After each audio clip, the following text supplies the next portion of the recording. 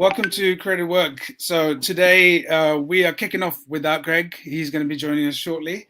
The topic of the day is we're going to be talking about NFT utilities, and we have with us 4 awesome people, including Greg shortly. We're going to be talking to Jᵾlien Genestoux. Hopefully I got the name right. Okay. Arnold, who's a regular, and of course Francine. So I'm going to bring the guys on and we can get started. How you guys doing? Feeling good. Feeling great. Doing great. How's the lipstick? Fantastic. Amazing turnaround. Nice It's to meet important everyone. to be the only one representing women. Well, we will let you hold that fort. Right, it'll be great to get started. I guess if we can go around and do intros, Francine, perhaps you could start. Sure. I'm a long-time, 3-time entrepreneur and now the creator of the Karma Coin and the Karma Club on Clubhouse, which is my giving back and support other creators Web3 project. Before that, the business has made money. I mean, at least enough to keep me alive. Winning. Okay, Arnold, do you want to go? Yeah, I'll do it quickly. So, yeah, my name's Arnold Cano. I actually run a startup called Hangglide, which basically allows musicians to build private monetizable communities for their biggest fans. And so, yeah, doing that for a while. Advisor to a few other startups too, but been in the space for quite a bit. So, it's me at a high level. Amazing. Greg, are you going to jump in? I'm here. Welcome back. Thank you, everybody, for being here and for running the show. Apologies for our sojourn. We were gone for several weeks, but, conferences, vacations, COVID, there's a lot of things that happen while you aren't in the front of the computer. Denver.eth, right? Yeah, I still haven't officially gotten my PCR results, but I'm pretty sure that's what I had. It's literally been like 6 days and I'm still waiting for my PCR results, but I lost an entire week last week working. So, but apologies, but we are back and thank you for being here, everyone. And let's get into it. Amazing. And perhaps we can start with Jᵾlien, if you could do an intro for yourself and perhaps unlock. Absolutely. So my name is Jᵾlien Genestoux. I'm a French software engineer. I've been in the US for a couple of years, actually. Been kind of in the creator or the open web space for about 15 plus years at this point. My previous company was doing RSS feed APIs. I'm sure some of you have heard of that term before. RSS, it's still powering most of the podcasts if you're listening to podcasts. The Pointer thing? No comments on that. And eventually Superfeeder was sold to Medium. I worked for Ev for a few years as well. Was that fun? Honestly, it was actually a pretty good experience. Ev is somebody that I really appreciate. He could have retired 15 times. I agree. That's why I'm asking. Yeah, and I definitely appreciate the passion and the willingness to solve things. Not always easy to work with, to be clear, but always interesting and definitely insightful and useful. Amazing. Okay. Could you give us a bit of an overview of Unlock? Yeah, definitely. So one thing that I've realized over the years, actually, Ev contributed to that vision in some way, is that the business model of the web, which is attention, is detrimental. It's basically making things worse for everyone. And I've seen the emergence over the last, almost 10 years at this point of what I think are memberships, paywalls on news sites, but patronage on Patreons, where basically people pay to support their favorite creators, their favorite communities, their favorite content, and usually are able to access some exclusive content, exclusive features inside of these. And I do believe that there's actually a world in which memberships are protocolized, are standardized, work the same across the web in a way that would make it really easy for people to, become member of a community or stop being members of a community, as well as for creators to offer custom benefits to their fans. And the goal of Unlock is to build that protocol. And we've already built a first version of it. It's actually pretty cool right now, I'd say. We're used by a bunch of different sites here and there. And we're already working on the next iterations of that protocol. So is your typical user, would it be a creator who's kind of using the tools or startups? Or, what is the At this point, it's the user both, look like actually. for you? I mean, one of the most unexpected use cases that we've seen a lot of people use Unlock with is conference. It's selling tickets to events in the form of membership. So if you think about a ticket to a conference, it's a membership to the conference just for the time of the conference, or maybe year round, that gives you access to some exclusive content online. And so that's one thing that we've seen. Obviously, we see a bunch of bloggers. We have a pretty popular WordPress plugin that people use more and more to sell membership that give access to locked posts that are only available for members. We have seen people create memberships that are used inside of Decentraland and other metaverses. I don't know what's the plural of metaverse, but multiple metaverses as a way to kind of create, as they say, token-gated spaces. So private clubs, if you know of, Soho House or your local country club, it's kind of the same version of this, but in a digital way, which I think is quite interesting. I think memberships and subscriptions is an awesome model unless you require a monthly fee, because then you quickly become limited by how much your member or fan or whatever can afford. So if I, for instance, have a membership to a conference, which is a utility token, or an NFT, and you give 4 conferences a year, and I pay, X for admission to those 4 conferences, that's okay. But I just canceled a subscription to Substack because every once in a while I go through my subscriptions and I realize that I've subscribed to somebody who's charging me $5, $6, $10 a month, and I'm not even reading it anymore. Yeah, I mean, definitely agree with the challenge around the state of memberships and subscription, where it's actually a pain to unsubscribe most of the time. You don't really know that you were subscribed to things unless you see that onto your credit card, summary at the end of the month. Like, hey, wait, did I pay for this? And also the prices are high. I do think that most memberships could actually be much cheaper if they had a higher conversion rate. I think one of the reasons why it costs $5 or $6 is because in the end, the conversion rate is like 1 or 2%. And so it's really hard for them to make a living with that small conversion rate. But in a world where there's way less friction, where you don't have to create accounts, where you don't have to put your credit card number, where it's so much easier to subscribe and unsubscribe, I do think that conversion rate will go higher, and at the same time, prices might actually go down. I have to think about that. I don't know. I'm not sure if that's true or not. So I'll give you an example of that. In-app purchases. Like, if you think about the App Store, before 27, 28, virtually no one was paying for software licenses of any kind. The only thing that people were paying for is, Microsoft Office or Adobe Photoshop, and these were pretty pricey. Shareware, as much as I love that idea of like paying, $10, $20, were not able to make a living in the late 90s and early 2000s because it was just too hard for people to pay. But once Apple made it really, really easy to, do in-app purchases for software developers, but also for people to unlock features in a game, in an application, by just paying $1 or $2, all of a sudden conversion rate went through the roof. Now I think it's more than 60% of iOS users do one in-app purchase a month. So it's a massive conversion rate if you think about this. At the same time, prices went down. Like, it's not rare to see membership that are 99 cents a month or something like this. So it's micropayments. Not quite micro. I mean, when you think about micropayments, people usually tend to assume like it's something that I don't actually think about. It's cheaper payments, but it's still something that I explicitly make. It's not kind of money that streams away from my wallet without me knowing it. I still think it's important to actually have an impactful decision. Like, hey, I'm going to purchase this, but it might be just a one-click thing and remove that friction, but still make it explicit. Yeah, I have this on my mind because we're at tax season. And one of those things that you can deduct from your businesses, if you own a business, is dues and subscriptions.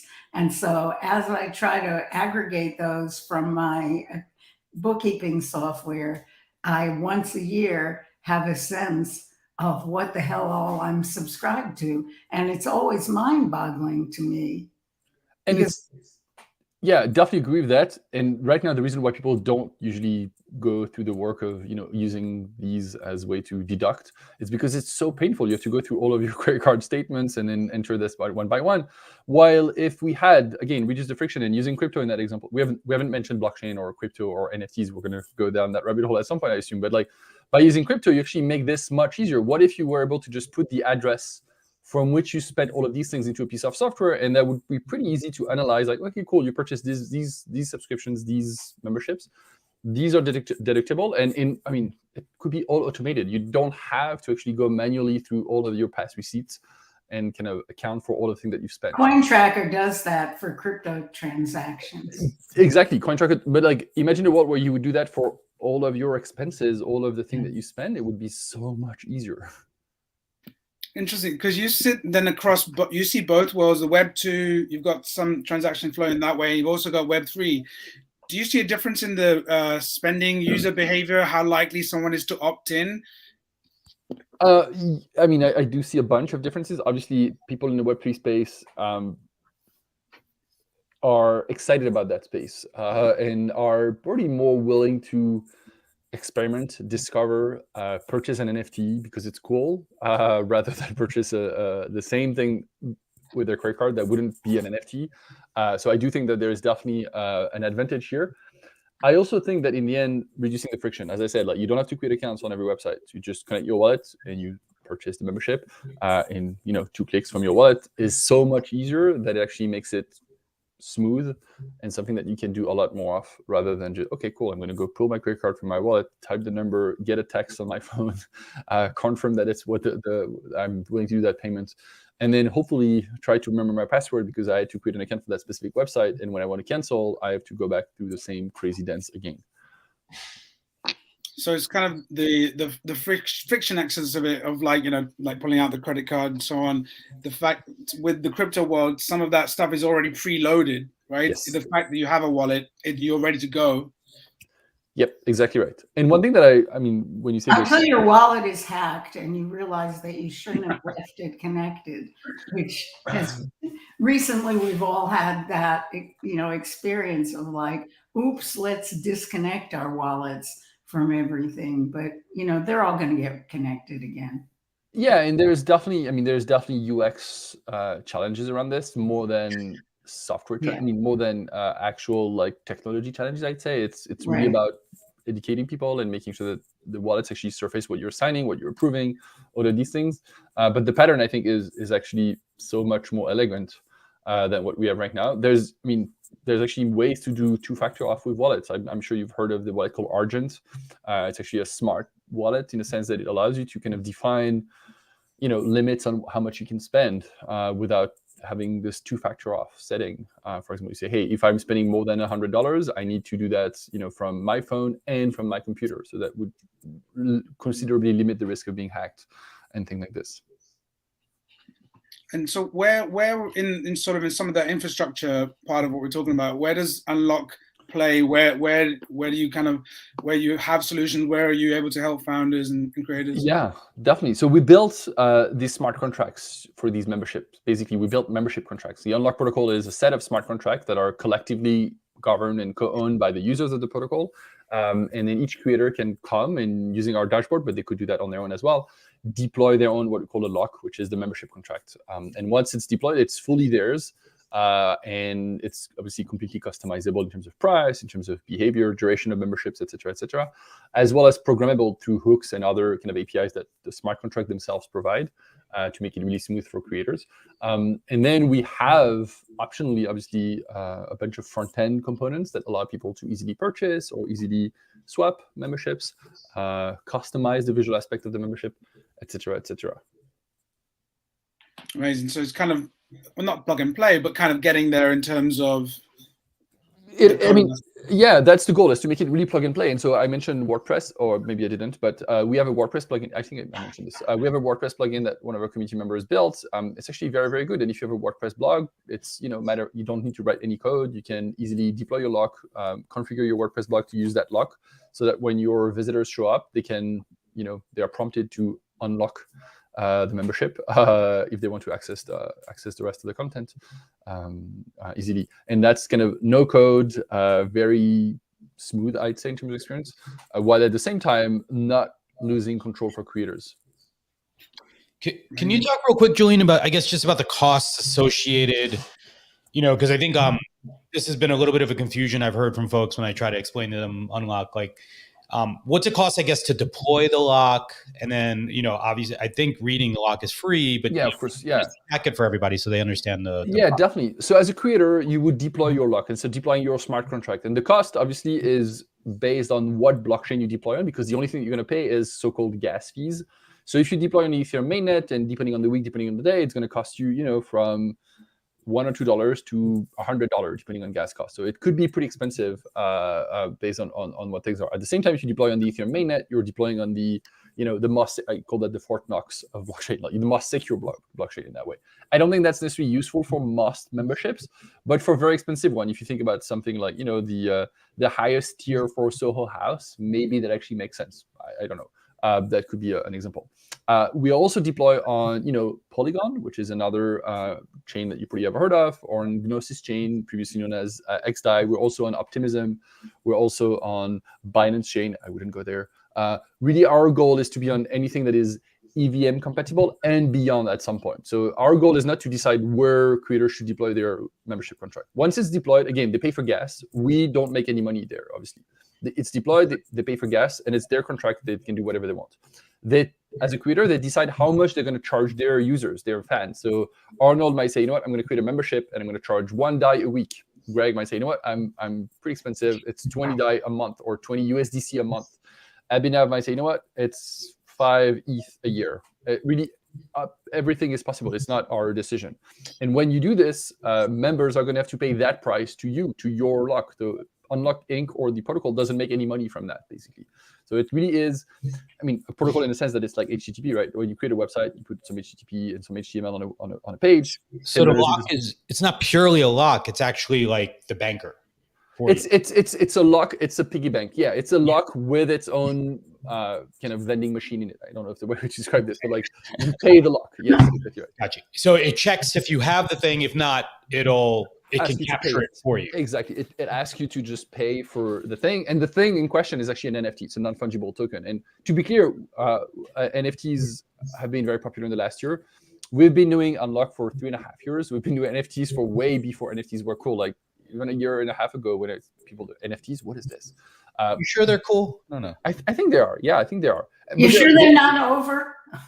I think we are over the first phase of NFTs, which is really good news for me. I can tell you they're not selling. That's the part I can tell you. Which one are not selling though? Because and again, like you have to think about NFTs as what's the right way to describe this? As almost a generic piece of. For me, it's like a domain name. It's like an email address. It's like a website. In itself, it can be used for many, many different things. Obviously, we've seen in the last year a lot of NFT as art, which I'm not sure is the best use case, but is definitely one. We're seeing NFT as gaming. We're seeing NFTs as memberships, obviously, as tickets to conferences. I think we're going to see, tickets, I've seen a good use of them for tickets. Yeah, a good use of them for tickets. We have somebody who is using, Unlock for something amazing called certification. So basically, they are certifying financial analysts, and by you follow the training, the lessons that you have to go through to be certified. And at the end of the year, they give you so it's not sold. They send you, they attach it to your wallet, an NFT that is not transferable, so you can't really send it to somebody else. So if you're certified, it's just you, for instance, that is certified. Arnold cannot get it from you, and now you can show up on a website and say, here's the proof that I'm certified because I have these certification. That certified NFT basically. And if at the end of the year is going to expire, so you would have to take, the extra extension every year of the lesson to make sure, like the driving license, right? To make sure that you're still up to date with your knowledge. So it's an NFT. I think it's actually as NFT as, a Bored Ape in that way. But it's not the way people think about NFTs these days because we're kind of really focused on that kind of this. On the Bored Ape. On the Bored Ape, when it's there's a saying, right, when the monkey when the wise man shows the moon, the monkey looks at the finger. I think we're definitely in the Bored Ape monkey area of the thing where people look at the finger and not quite the moon yet. I really like the reference to just the domain name, that an NFT could be as simple as a domain name. It's kind of a direction. It's a vector, as it were. Yeah, exactly. I mean, it's kind of hard to explain what it is to none, but I describe this as a row in a database. That's what it is. It's just a mapping between someone, usually the person who owns that NFT, and the thing that the NFT represents. So it could be a piece of art, it could be a membership to something, it could be a diploma or certification, it could be a plane ticket. Honestly, it could be a domain. It actually is a domain name. Like if you think about ENS, they are NFTs. It is a position in a liquidity pool, right? I'm sure you know this, but Uniswap, the popular DeFi product that allows you to swap one currency for another. If you're providing liquidity to these pools, what you get in return is a non-fungible token. It's a proof of deposit, if you want, on these things. So it is literally anything. Yeah. So I mean, and we've kind of talking week in, week out about what are the different utilities, different use cases. That's a certificate. That certificate is an interesting one. Have you seen any other ones that specifically maybe for creators that kind of caught your eye? Yeah, definitely. So we're starting to see. So somebody on the community has built a game. It's called Tales of Elatora. And what's really interesting about this is like your avatar is an NFT. So usually people think of NFTs as like items in the game, but here's your avatar is an NFT itself. And since it's using Unlock, it has an expiration date. So basically, to keep your avatar alive, you have to top up your membership every month. If you don't, at the end of the month, basically it just dies or goes to sleep, I guess, depending on how you think about this. But you can top it up again, and so it becomes alive again. And what's interesting about this is like, and we're working with that creator right now, is the visual aspect of your avatar is based on the time. So basically, if it's fresh, it's going to look very alive. If it's close to expiration, it's going to look like a bit grayish or a bit green. It fades slowly into nothingness. Probably, I don't know. But what's interesting as well is like if you have other NFTs in your wallet at the same time, the visual representation of your avatar changes. So if you have a weapon or if you have a hat, your avatar looks different because now it has a weapon, it has the hat. And so if you sell the NFT, your avatar, which is another NFT, will not have the hat or not have the arm anymore, which I think is quite interesting. I have a question, I guess, related to this, Julian. One of the best practices when it comes to, I don't do this, by the way, but I should, is to sort of maintain multiple wallets and to sort of like spread your things across things.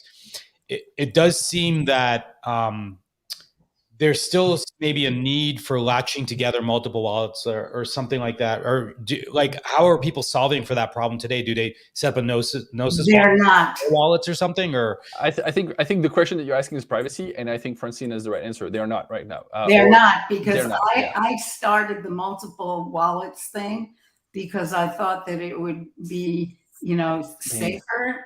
And now I can't, when somebody makes an offer through my email on one of my NFTs, I have to go to 3 different devices and look at 3 different wallets to see where that device is and where it can connect to OpenSea from, and it is a huge pain. It is absolutely a huge pain. And it's not special to NFTs. Like it's actually blockchain specific. Like even if you don't have NFTs and you transact on DeFi or other things, right, it's the same challenge. You connect to your website and they get your address. I think there's multiple ways to think about this. First, I think multiple wallets is one way. I agree with Francine that it's really, really hard. And unless software software wallet actually make it much easier, I don't think that's going to be a good approach, because people will make mistakes all the time. It's like, oh, I just sent to my secret address from my main. Or forget where their thing is that they want to buy or sell, or Absolutely right. So that's crazy. So that's crazy. Another thing that I think might actually have a chance is the idea of what's the way we describe this? What we think about specifically at Unlock is the idea of not disclosing your address, but being able to prove that you have a membership. So imagine when you go to the club, you would show them your card. Obviously, your name is on the card. They can see this. But there's also cards that there's no name. It's just the bearer kind of aspect. Like I can prove to you that I'm a member, but you don't know which of the members I am. And I think that's actually one thing that we're going to explore. I mean, I know we're going to explore this year. It's going to basically based on zero knowledge proofs to be able to show to a website that you have the right membership level without telling the website which of the members you are. So if there's 7 members, obviously it's not that private because they know you're one of the 7s. But if you're talking about like Netflix or Spotify or even a popular blog with thousands or tens of thousands of subscribers, you're one of them doesn't actually give a lot of information to away. So that's probably one thing that we're thinking about. But generally, again, it's a blockchain problem more than it is an NFT problem or even an unlock problem specifically. Would that change be kind of a change going from, because I guess you're talking about one aspect of it where you show, okay, I'm from this group, but without saying I'm this member. Yeah. Could there be a version where it's simply you show wallet versus connect wallet? So yeah, so it wouldn't be show wallet because like it's the same, but it's kind of that idea, right? It's like I prove my membership level without telling you which of the members I am. And maybe I can prove it in a unique way. So I prove that I'm a member. I can give you a unique identifier so that you have a way to know, if I come back, to know that I'm still the same person. But you have no way of going to other sites and know that I'm also that person there, because that unique identifier now becomes kind of site specific in that way. Does that make sense? Yeah. Greg, I feel like you were talking about something like this previously, weren't you? I think it was the progressive revealing of information. Yeah, I've actually talked to Julian about this. I'm hoping he's going to roll it into Unlock. But yeah, what an idea or a thought that I had is actually it was actually a previous startup I attempted to do. Is that Which one was this? It's ages ago before we knew each other. Oh, okay. I had an online dating thing, but I do think that it's possible for a wallet to, for example, expose information it's willing to share, but like hash those values so that only the lock could be used to get into, almost like as a pointer to the other thing, right? And like, for example, like if you take your how many profiles I have on various sites or whatever, you could lock all that data technically into my wallet and say, great, if you want to access it, now you use Unlock to buy access to it for a time limited period. Oh, you want to see my preferences for pizza? Yep. Here, right? But and I think what it allows us to do is it enables an ecosystem where our data has always been traded for value that we weren't able to participate in, and actually that to let me say, no, I want to control the value, who gets access to this data. And I'll make it available in a marketplace for you to access it if you want it. But, every day you want access to it, or as I update it or whatever it may be, you pay a fee. Absolutely. No, that's something that someone was trying to build over the last summer. I don't know where they're right now with Unlock. So basically, it's the idea that you would browse the web with your own little lock, basically attached to your sessions. And every website now will get an opportunity to say, hey, you know what? I really want to know how old you are. I really want to know your pizza choices for Greg. We all know it's Hawaiian. Oh, yeah. What would I pay to unlock Greg's age? But basically, yeah, or your age, or, any kind of preferences. And then each website would basically be deciding on their own whether they want to pay to access that information. And each user could say, you know what, my pizza preference is a very, very big secret. I don't want to disclose that to anyone, or unless they pay me $1,000. Or, my music preferences from Spotify is my personal data. I would lock this so that when I go to another site, they could still pay to access that information and maybe show me relevant ads or relevant content based on that. Have you ever seen an app called Digi.me? It's go take a look at it, because what it does is aggregate all your information from anything from your bank accounts to your social media accounts to your health records to anything that you'll give permission, and that information is all stored in one secure cloud. The only one who can give permission for someone, like, for argument's sake, a mortgage broker, Yep. can access it if they pay you a sum of money. Yeah, that definitely feels like it's something that's interesting. It's a Web 2 version of exactly what you're right. thinking about. Exactly. I assume, and I know nothing about their service, so I assume you have to disclose information to them. Like, one of the idea of Web 3 here is that I don't have to disclose to anyone. It's the idea that I don't have to trust a third party to sell access just to the right people. I can, on my own, lock that information and make it available only to the people that actually pay for that by myself, without having to trust a third-party application to do that. Well, I'm pretty sure that, well, never mind. The guy, I advised this company for a long time, and I'm pretty sure that you don't have to share anything with him. It all stays on your computer or your... Then that's very, very Web3. In that scenario, that is very Web3. Yeah.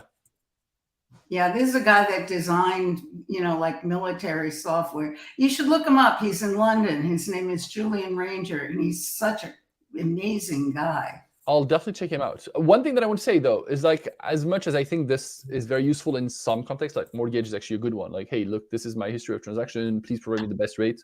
Makes sense. I don't know that it's actually that applicable for day to day. Like, I'm not sure I want to live in a world where every piece of information about myself is monetized. In some cases, you know what? I just want to tell you nothing about me, and I want to get the standard experience that everybody else gets. I'm not sure I want to live in a world where everything aren't you already in a world where every piece of data about you is monetized? Unfortunately, yes, we are. Yeah, you just don't know it. And exactly. That's actually what I'm actually trying to make it so that we don't have to be in that world where you explicitly pay for stuff so that they don't have to spy on you or or trick you into giving you more of your attention, giving more. But Julian, I think the counter to that, I guess, is that the blockchain is the inverse of what you're describing, because everything is out there and open for discovery. And, I've been many times that just like there was Full Contact and there was Rapleaf and all these other services, there will be wallet fingerprinting services that will basically completely assign. Absolutely. And that exists. Rapleaf, yes. And that actually already exists. But what you're describing here is different. It's a level play field. Like, everybody has access to it. It's not like one company has access to everything and I don't know what's there. It's like everybody has access to the same information. Like, everybody can go check the blockchain and see everything that's related to you, Greg. It is not just one company has all of the information and everybody else is like, oh, I don't know what they know about him. So it's kind of different here. And I still have the ability to kind of opt out. Like, I still have the ability to, start using another wallet and have nothing from the old one linked to that one. I know it's not easy. I know it's not trivial, but it is still possible. Try to create a second Google account and decouple it from your previous one. Google wouldn't let you do that anymore. Yeah, the multiple wallets. I used to have like 25 Google Gmail accounts. Yeah, it used to be easy, but try create more today. You have to always provide another account as a recovery mechanism. Recovery, right? The multiple wallets thing seems like the only solution for having that privacy. I feel like having a internal, this is what I use privately, this is my public face. Because even now that you can see, if you go to Twitter and you've got the NFT profiles, you can go find people's wallet addresses just by clicking on the profile image. I mean, that, like, previously you might have had a Bored Ape, but now people can find the wallet address attached to it immediately. Yep. Well, your public address is public. Yes. And to be clear, I don't necessarily think it's always a bad thing. Like, there's stuff that I want to be public about myself. Like my face. If I'm evolving in a space and I want people to see how I look, I'm happy to disclose that information. The kind of affiliation that I have is something that is kind of important for me as a person. I want to show you that I'm a member of XYZ, that I subscribe to this community, that I'm part of this. So I don't necessarily think that we need to be in a world where it's everything private. I just want to make sure that we have options. Say, hey, there's stuff that I disclose and stuff that I don't disclose. The stuff that I disclose, disclosable. The stuff that I don't disclose, it's not available for anyone. Right now, it's available for Google or it's available for Facebook. I just want to make sure that everybody gets access to the same things, the stuff that I disclose, and nobody access to the stuff that I don't disclose. It's kind of like changing the default setting, something we'd like to do for Discord DMs. do not track.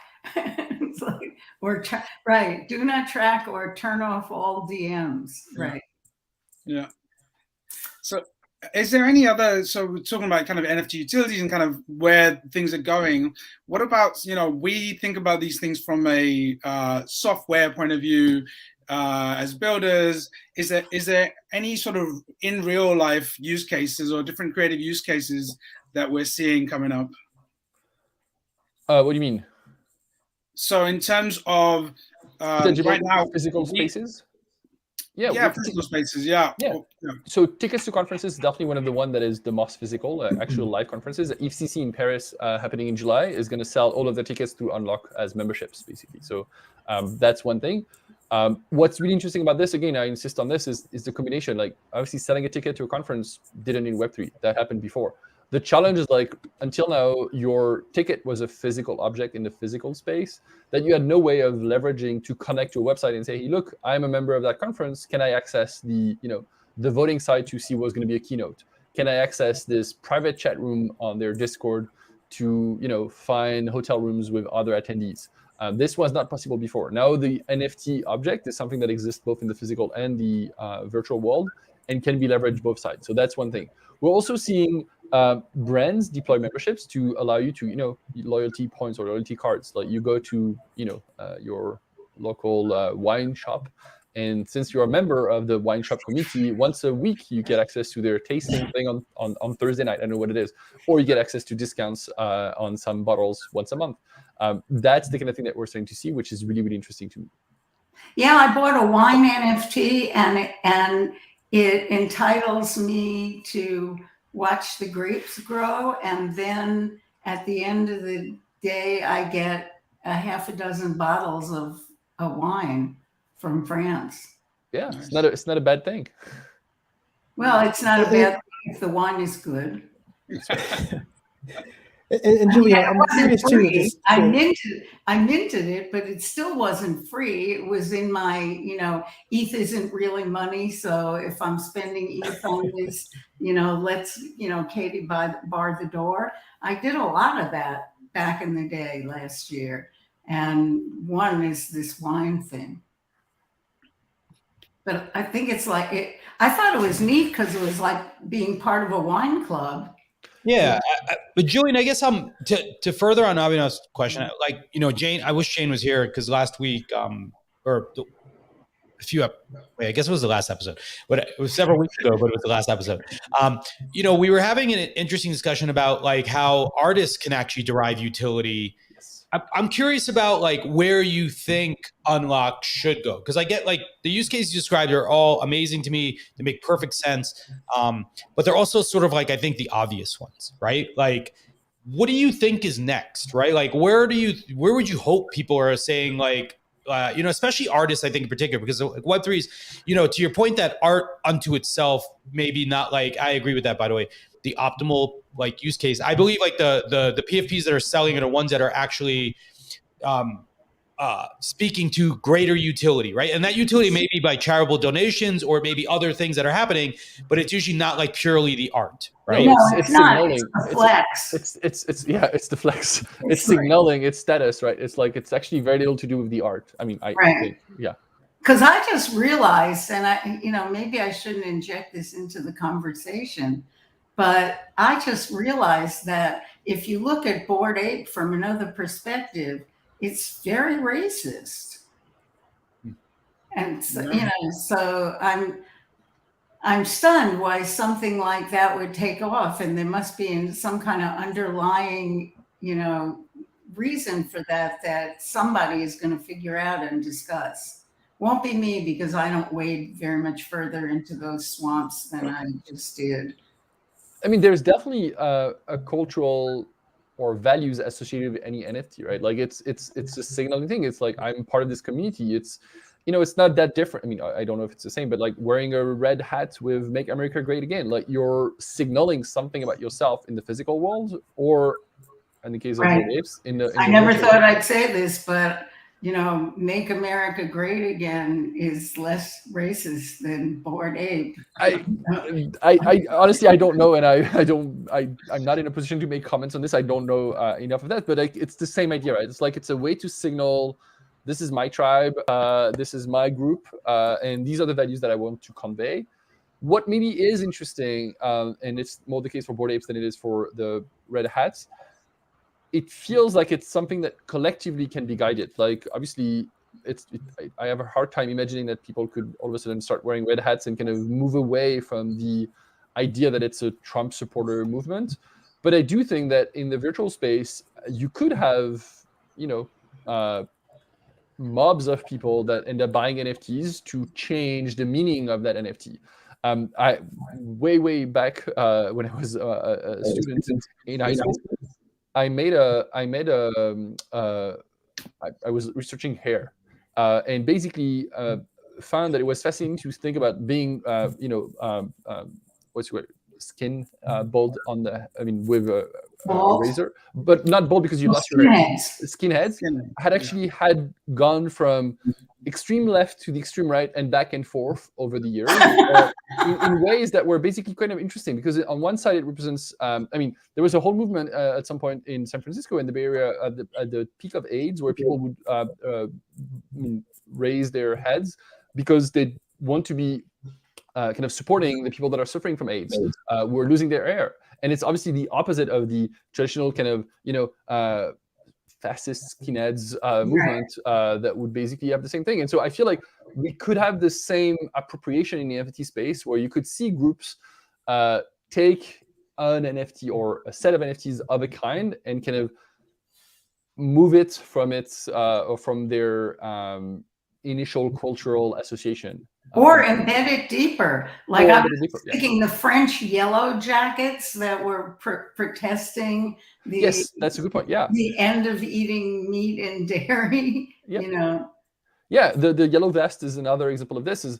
And so it's kind of interesting to imagine that with NFTs you could have the same thing. Like the values and the culture are obviously amorphous, and the decentralized nature of these things make it really, I don't want to say easy, but make it possible for people to kind of take over and control that in ways that are not necessarily expected initially. Well, in some ways that's already happening, and I've belonged to, or I've participated in, or spent money on several NFTs that are supposed to uplift women, and especially women from marginalized cultures. And I've supported an awful lot of women's projects.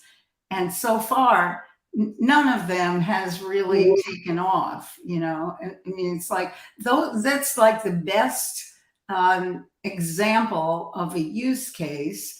And if I could get, you know, a pass to mint every project that helps women, you know, I would do that, because that's my thing, you know. But, you know, I don't know if that's actually going to be any more than. We can make a syndicate on and just to co-invest together, because I keep buying. I'm in the same place. I know you do that too, but you know, it doesn't ever take off, but it makes you feel good. I'm up on almost all of my Wimbledon projects.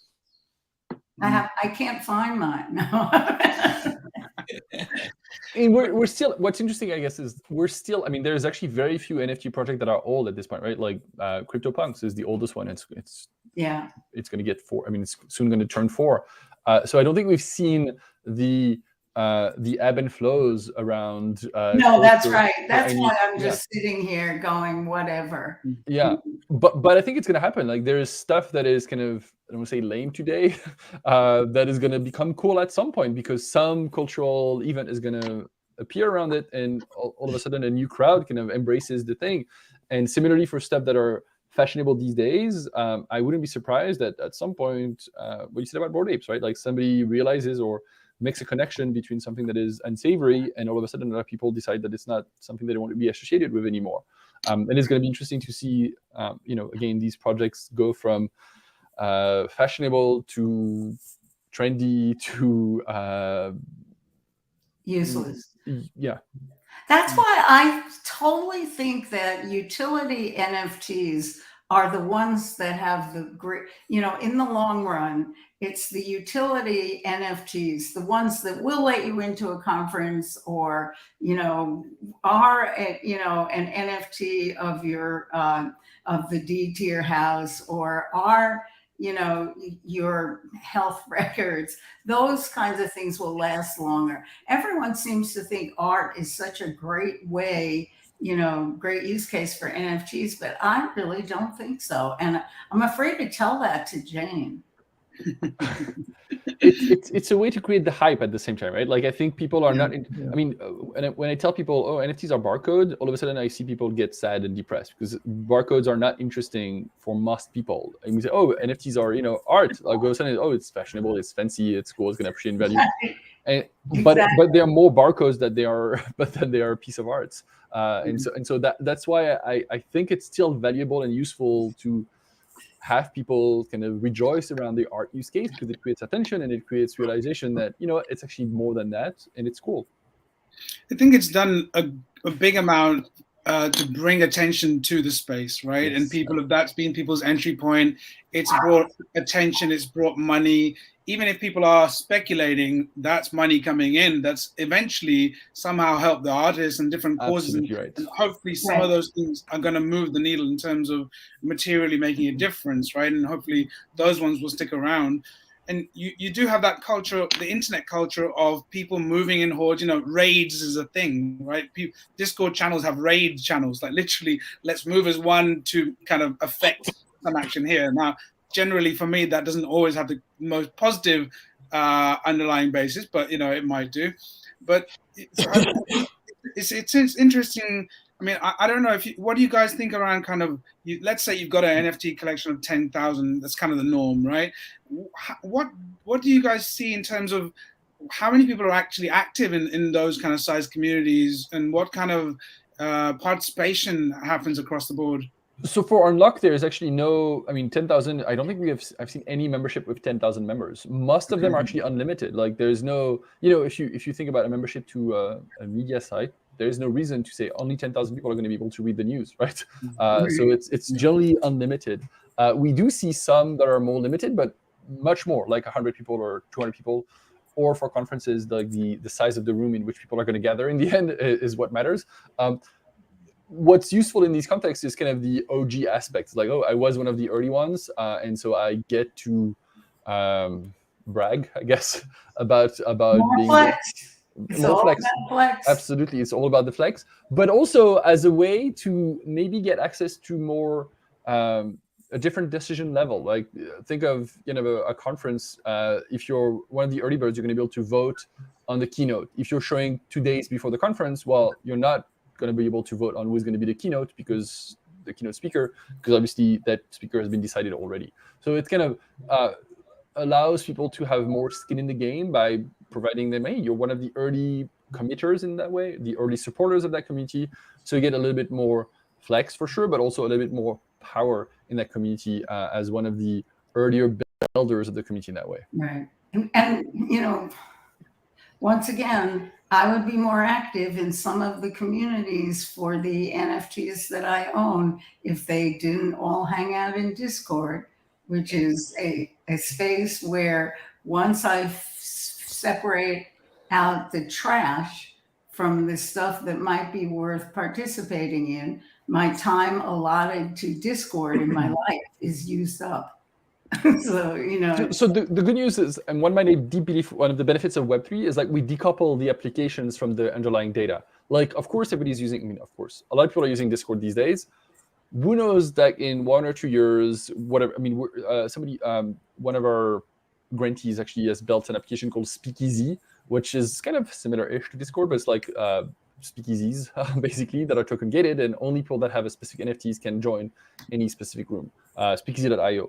And it's pretty powerful. And I can imagine a world in which, yeah, right now people are on Discord, but if it's kind of token gated, that same token gives you access to other software in some way. And you can imagine a world even where I'm using Discord, Francine is using Speakeasy or some other version, and we're still able to message each other because we move back to protocol rather than to kind of apps and full kind of integrated stacks and experiences for users. Wait, speakeasy.io is spkz.io. Oh, okay. You know, domain names are expensive. Especially if you parked on GoDaddy. I guess that kind of comes back to the sort of the in real world utility also, kind of actually NFTs working to aggregate people. So, you know, an event could happen, you could issue the ticket, but you can kind of reverse engineer that crowd through that ticket mechanism. Absolutely right. So that actually reminds me, we worked for a little bit with a musician producer that had rap bands from the East Coast and the West Coast, and wanted to create a membership for the East Coast rap music and the West Coast rap music. And so you would be able to listen to the stream of either version based on what NFT is in your wallet, But if you had both, you wouldn't be able to listen to music. You would have to choose your camp, basically. So if you have the East Coast, you need to sell the West Coast to listen to the East Coast music as well. And if you want to listen to the West Coast, Why you have to can't we all just get along, man? I mean, This is an adorable website. Speakeasy, yeah, it's a cool one. But yeah, no, It's amazing. I can imagine this scenario. You know, like there's definitely airlines fight for the loyalties. Like they would buy you out from your Delta membership to get to United, and so I think these things already exist, but they're really hard to put in place. But we're going to see a lot more of that. Like Starbucks could get you to become a member of theirs if you decide to get rid of your Dunkin' Donuts membership, or the other way around. I don't know. Wow, this is cool. The Speakeasy site, yeah. Yeah. I think it is, yeah. Of course, I'm trying to buy a token. Straight in. I'm like, I did it actually. And you said buy, but one thing that I want to make sure also, I mentioned the certification earlier, but I think there's a lot of misconception about NFTs. Like most NFTs eventually will not be bought. I think some will be bought for sure. The art one. But I still think that I would like to buy the token behind the NFT rather than the NFT. So Speakeasy is issuing it has an open source currency. Yeah, they also have their own social money. Yeah. Yeah. And see, maybe because I'm just more comfortable with the idea of money than with the idea of art, because I'm an American gross person. I don't know that it's that simple. I mean, I do think that we will have more currency than we have today, but I think generally currencies are a lot harder to reason about. Like you don't have 75 currencies in your wallet. You might have 2, 3, and you kind of know the exchange rates. But honestly, I am French. I live in the US. I know the euro and dollar kind of conversion rate. I have no idea what's the Canadian dollar conversion rate right now. Is it like 80 cents per dollar? Is it 120? I think it's around 1, but it's 80 cents. And I have no idea what the British pound is doing these days. And again, I don't want to qualify myself as somebody who travels a lot, but I do travel a little bit. But it's these things are hard. And so I don't think we can really reason about having like 5 or 7 or 10 or 20 different currencies in our wallets. However, membership cards. No, but as a part of belonging to that community, don't you think that coin is worth investing in, or more better just use the product? More better. I made that up. I just use the product. I don't know. I mean, it feels like it's come on, you're financialized. I'm old. Give me advice. I would say the membership thing is more normal, more common. Like your Soho House, your YMCA membership, your AAA membership, your Amazon Prime memberships. People are a lot more familiar with these models, and they know how much they cost in their local currency. So they have a good idea of like, okay, this is how much I pay for this. This is how much I value this. More than But that doesn't mean that we're not going to see more, social tokens as kind of equity inside of communities. But I don't think everybody wants to invest in every community as with an expectation of return. I was talking to Abhinav earlier this morning about it. I actually think we need to separate the two because it creates like a bunch of bullshit. Absolutely. Totally. Because especially me with KarmaCoin, it's totally a bunch of creates a bunch of bullshit, because when people come into the KarmaCoin expecting to invest, it's not going to go up. It's going to get rewards because the community keeps growing, but the coin itself is not designed to go up. It's designed to be something that everyone can afford if they want to carry around a little karma, and make the world a slightly better place. That is that's a social token, or as they say on Rally, a creator coin. And, and it's the whole goal of it is creating a community around the idea of karma. So you've got to first get the idea of investment out of everybody's mind when you say coin. I 100% agree with that. I think a lot of people complain about the fact that DAOs don't have a lot of activity. I think it's because most people are not contributors. They're just investors in these DAOs. And so they just, I'm going to buy the token, wait for somebody else to do the work of making this more popular. and then hopefully sell at a higher price. I think that's the reason why we don't see a lot of engagement. We've seen people build DAOs on top of Unlock, so basically it's everybody pays the same dues. There's one called TWT DAO, the WillowTreeDAO.xyz. I'm going to post a link here, TWTDAO.xyz, and it's a single DAO that is membership based, not kind of equity based in that way. It's like everybody has the same vote. We can all vote. We all have one NFT. We pay, I think it's something like $500 a year, and that's our, we collectively pool this money to work together. And there is no such thing as like, oh, the token is going to appreciate in value, and I'm waiting for somebody else to do the work, which I think is interesting. It's interesting. I want to know if it'll work because Karma Coin works to a small degree, but whatever the opposite of scalable is, Karma Coin is it. It's giving me a lot of pleasure because I use the funds to invest in other creators, which again is my karmic thing. But if I needed money, this would not be a place where I'd be headed. It's the double-edged sword, right? Like the money attracts people, at the same time might not attract necessarily just contributors, to be clear. Right, exactly. Greg, what is your coin doing? I don't know. I haven't looked at it. No, I mean, what's the purpose? Which coin? the AMA coin. Well, I basically adopted the coin to this show, actually. So we sort of used it around the show for the supporters. Yeah, same way I use mine. Yeah, and I ideally wanted AMA to be sort of a more broad coin around like creating like a mentorship network, like where folks could answer questions and get reward each other with the coin for giving good answers. And I'd still like to do that. I just haven't had enough time to really to do that. So yeah, okay, but it's creating a community. Yeah, I actually one of my idea for AMA coin actually became that I wanted to create a network of mentors and then give the coins to accelerators and boot camps that then would let the students claim them back from the mentors and just like create a circular economy where the coins just got returned back, or let like big accelerators buy in, like great, like YC buys, $10,000 of the coin, and that's like how they actually distribute their mentors, their mentorship office hours.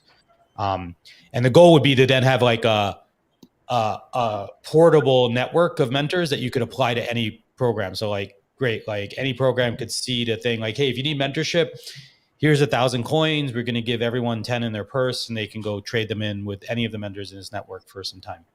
It's funny how everybody tries to create a group of, this reminds me of Chris Hewer and Ad Hocnium. Everyone is trying to create a community of something that can work together.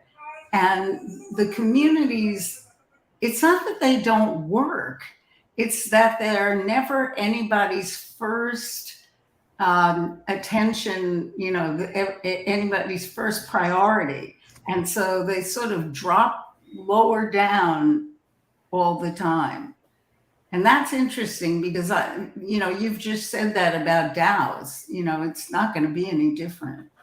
So I'm wondering where human nature comes into Web3 and causes, and I don't want to say fail because I don't know what failure would even mean in Web3. Because every time there's a technological advance, we never go back to it. But I'm just wondering how our inability to prioritize something besides money, is going to work ultimately in any of these communities. I think there's multiple types of communities, and it really is, what's interesting to me is not so much what the money is, what the token is, what is the goal of the community, right? Like, are they organizing around a shared goal, and what is that shared goal? And to me, that's the thing that matters. And the token comes second, I'd say. The tokens are a way to kind of identify who is contributing, who is benefiting from that. But the work or the object of the DAO, specifically of the community, is something that is more important. And I often see that it's kind of coming second, like, oh, let's create a DAO, let's create a token together. What we're going to do is usually a question that people answer second, when I think it should be the first thing. It's like, oh, we care about, knitting. Let's actually create a little knitting group all together. And then, yes, let's do a token, because we think that we are going to be able to leverage that equity in our DAO to make sure that we can bring more contributors to the knitting group and bring more knitting members, et cetera, et cetera. I think with DAOs specifically, I think what we'll see more and more is there's going to be a little bit more of the old world structure coming and spitting out of the people that are like, I'm here to work, or this is my main project. And so that statement of intent, that role assignment, and then splitting those communication out from the main areas where people are talking, I think that's what's going to drive DAOs forward. And some of the people that are doing that well, they've done those role assignments really well. So you've got however many people who are like, hey, take my money, let's go make some more money and also serve this project. Sure, we still need that money because it funds the progress that you want to do as the mission of the DAO. Now, sure, not all those people are going to do the work, and actually, if they tried to, it would be a shit show. So it's going to get into a little bit of like the Constitution DAO was actually. Honestly, that wasn't. That wasn't bad. That wasn't bad. Like, actually, I think it actually had a purpose more than a token, which was interesting. Like, well, it did have a purpose. They entered an auction, which means that the auctioneers, the other people, knew what they had to spend, right? Yeah. Which is hard, but yeah. But they did have a purpose. They did have a purpose, and in the end, I think it was. I mean, I think in the end was actually a pretty good experiment. Like, it showed that with a purpose, you can actually assemble. I don't know how many members they had, like multiple thousands of people in 3 days to raise $30 million. $53 million. Yeah, 50 or something. Yeah, that's kind of impressive. Like that shows the power of purpose here more than the power of tokens.